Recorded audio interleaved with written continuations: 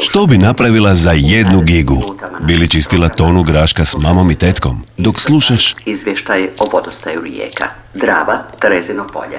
355.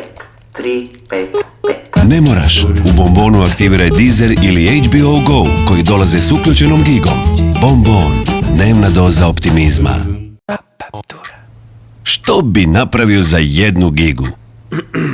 Bi li stao gol ispred roditelja svoje cure?